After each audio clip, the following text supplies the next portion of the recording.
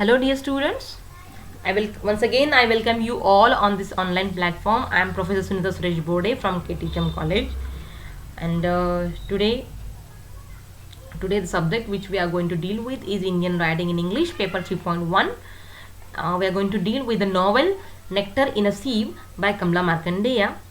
So dear students, today we are in the previous lecture we had discussed a brief introduction to the novelist, that is Kamla Markandeya, and the significance of the title, that is Nectar in a Sieve. And today in today's lecture we will discuss plot summary and detailed analysis of the plot construction. So let's have a look at agenda of the session. So first of all, we will see a plot diagram, and then we'll discuss that diagram in detail. Then we'll have plot summary and analysis. So dear students, so this is a picture of, or this is the image of plot diagram. So see, this is the graph of plot diagram. You know that the story of this novel is started here. Okay, this number indicates chapters in the novel. So this is chapter number 1. So the story started here. Here is the introduction. So story started here. It's smoothly going forward. Then started the rising actions from chapter 2, 3, 4, 5, 6, 7, 8, 9, 10. The rising action. Then the action rises. In every part, the action rises towards the climax, and here is the climax. Okay, and then again when it reaches to the climax, again it started falling down. So these are the falling actions, and here in chapter number 15 it is resolution. Yeah, it's resolution. So now we'll see plot summary in detail. So here in introduction we meet our narrator Rukmini as an elderly woman looking back over the events of her life. At the very onset, Ruku, or a nickname for Rukmini, launches into her life story describing what it means to be desperate and poverty stricken in rural 20th century India. So Rukmini begins her flashback reflecting on her marriage to Nathan.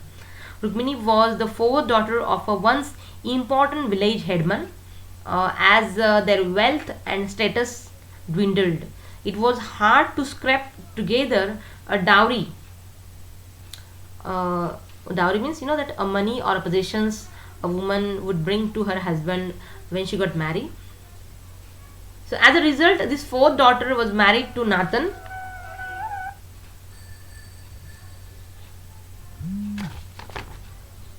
This fourth daughter was married to Nathan, a poor tenant farmer with no land, but a noble man nonetheless with heart of gold. So Rukmini settles into a simple farming life very happily. Nathan is very kind and loving.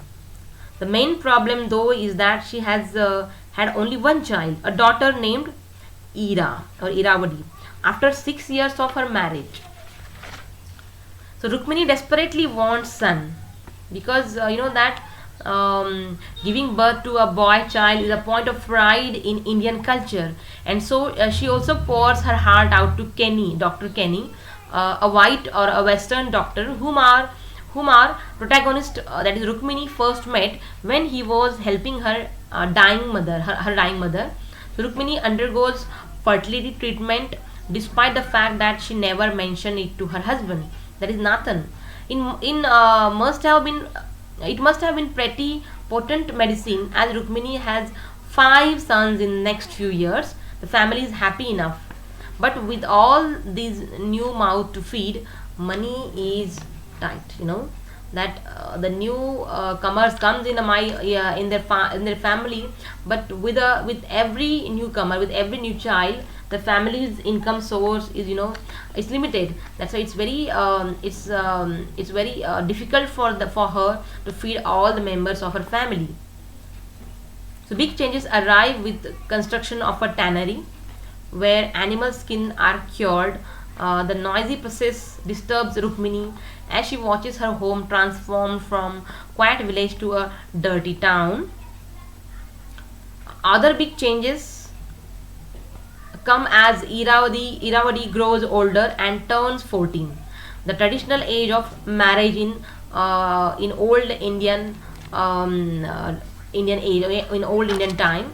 So this was the traditional age for a girl to marry, to get married. That is 14. Okay, actually 14 year is not a age for a girl to get married. It's actually till that age the girl is a child. Okay, we can consider her as a child, but in those days it was considered as too much old.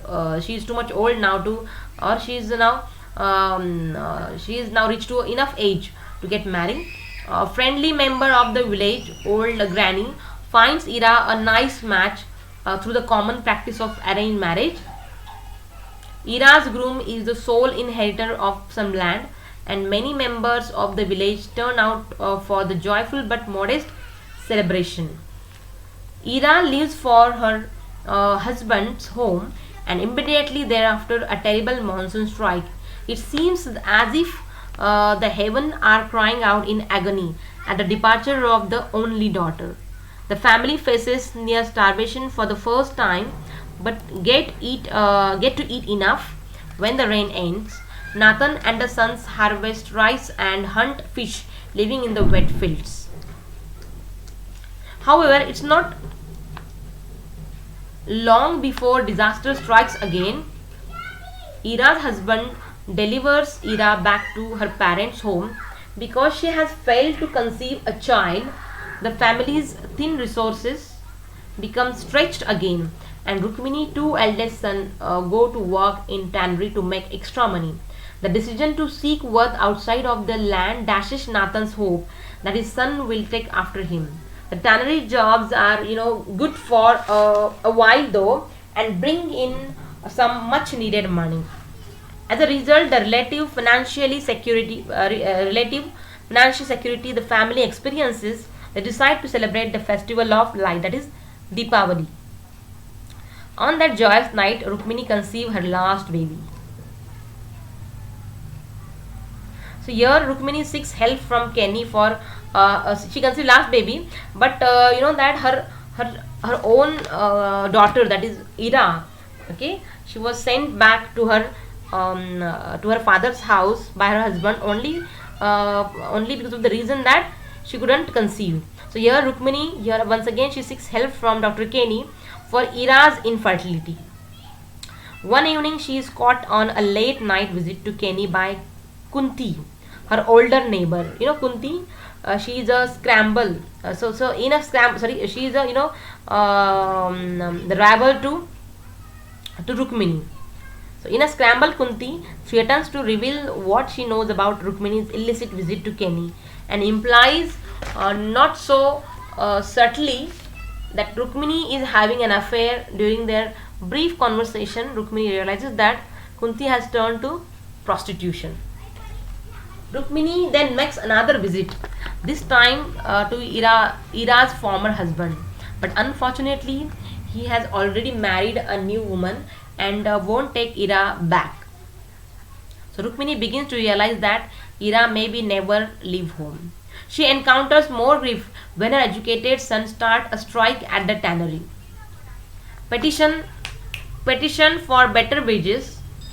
Ira is moody. The boy is now out of work because of scabs at the tannery. Have grown sullen and distant, and Rukmini feels like she no longer knows her children. Eventually, Arjun and Thambi, Rukmini's two eldest sons, answer a call for work at a tea plantation in Ceylon, now known as Sri Lanka. Ceylon, now it's known as Sri Lanka. In then it was known as Ceylon.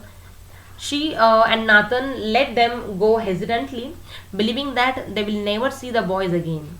Rukmini has lost another son too, as Kenny has found her third boy, that is Murugan, work as a servant in a distant city. More ills befall the family.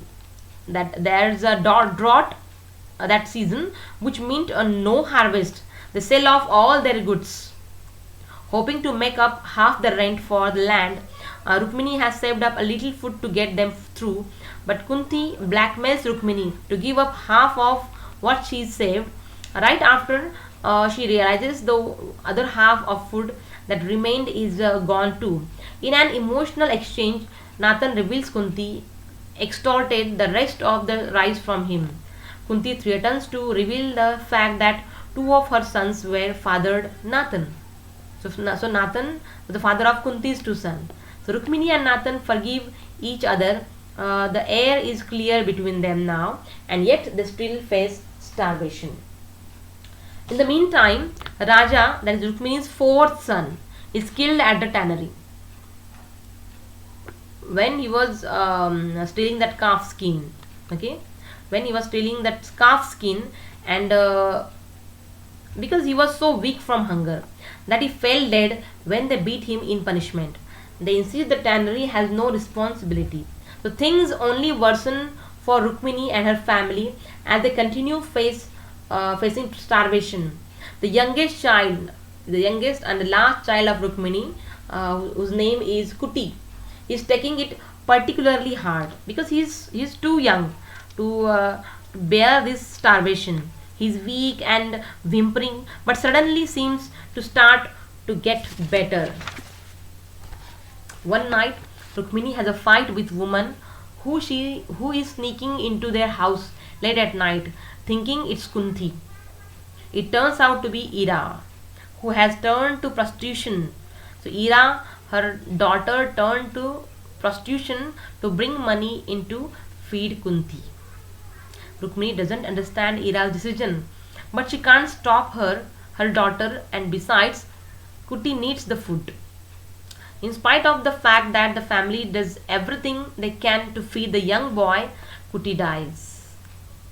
In an ironic turn of events, the family has a rich harvest immediately after Kuti's death. Selvam, Rukmini's last remaining son, his name is Selvam. He decides to leave the land and instead become Kenny's assistant at the hospital. By the way, did we mention that Kenny is building a hospital with funding from India and abroad? Rukmini accepts this piece of news and then turns her attention to Ira, who is now pregnant with the child of one of her clients. In another blow, the family embarrassment is augmented when they learn that Ira's baby has a rare skin pigment disease known as albinism. So you know the albinism disease? It's a disease when the color of the body, there is the pigmentation, there is no pigmentation on the body, and that's why the color of the body is totally white. Okay, so that disease is called as albinism. So though the village is curious, Selvam chides everybody. Okay, he scolds everybody for being foolish. A baby is a baby and deserves love and attention. Eventually, everyone learns to accept the baby in spite of the fact that he looks different. The family, as usual, is cobbling a life together when the worst news of all comes. There is Sivaji, the man who collects dues for the landowner, arrives to announce to Nathan that land the Nathan has rented for 30 years has been brought by the tannery. The family must leave their home in 2 weeks. So here Nathan and Rukmini got shocked and distraught. Nathan is now too old to work on the land, and he can't imagine setting up a new place. The whole family must make a new plan. So Nathan and Rukmini will have to move in with Murugan, okay, their son who was living in city, so whom they haven't heard from in years. Iravadi and her baby Sakrabani will stay behind and live with Selvam, okay, her brother, Iravadi's or Ira's brother. So Rukmini and Nathan, now they started their long journey to the unnamed city, only to discover that their son Murugan has deserted his wife and is nowhere to be found. So Murugan's wife has turned to prostitution. Here also, you know that the situation turned up. Murugan deserted his wife, and he has left for unknown place here, and his wife is now turned to prostitution in order to run her family. So their first meeting with her is somewhere less than joyful. Simply put, there's no way she will be able to keep them. The old couple is, now basically out on their own. All their goods and their money were stolen earlier on journey, and they have nowhere to stay. They end up taking refuge in a temple where the city's destitute are fed dinner and given shelter. So this is actually the common or the common tradition in India, that in most of the temples in India, the city's destitutes are being fed um, by some, that by some people, by some rich people. They used to feed this destitute. Okay. um, so here this couple, Rukmini and Nathan, they also took shelter in such a temple where the city destitutes are fed dinner and given shelter. So all they can think of is returning home now. Rukmini decides to make a little money by setting up as a letter writer, because she could read and write a little. So she decided to make a little money by setting up as a letter writer and reader in the market. In those days, this could have been a business. Okay. Reading letter and writing. The business isn't great, but every little bit helps. So things take a turn for the better when Puli, the Puli is a stranger. He's a leprous boy. Puli, a street orphan. He's a leprous boy, he's a street orphan. But Rukmini and Nathan met on the way to find Murugan's house, met him there. But at the time he shows up. So this Puli, in Puli they have once again find the meaning, or the meaning of their life. Puli is fiercely independent, but he has leprosy, a serious illness that has taken his finger. He unofficially adopts Nathan and Rukmini, and he comes up with the plan of working at a stone quarry, gathering rocks for pay. With this job, Rukmini, Nathan and Puli establish something of a family routine and begin saving up money to return to their village. Just as they begin to have enough money, Nathan becomes ill. In spite of his illness, Nathan insists on working at the quarry. But one day, as Rukmini is following behind him home, she finds he has collapsed into a ditch in convulsions. Helpful onlookers carry Nathan back to the temple, and Rukmini holds him in her arm through the night, ministering to him as he dies. So here Nathan dies. So Rukmini and Puli now remained there in that temple.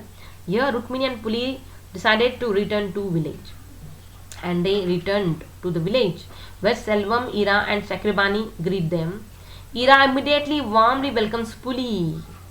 So while Selvam and Rukmini walk a little behind them, addressing the conspicuous absence of Nathan, Selvam assures his mother they will find some way to manage. The ending of the novel can be seen as an open-ended passageway, asking the reader,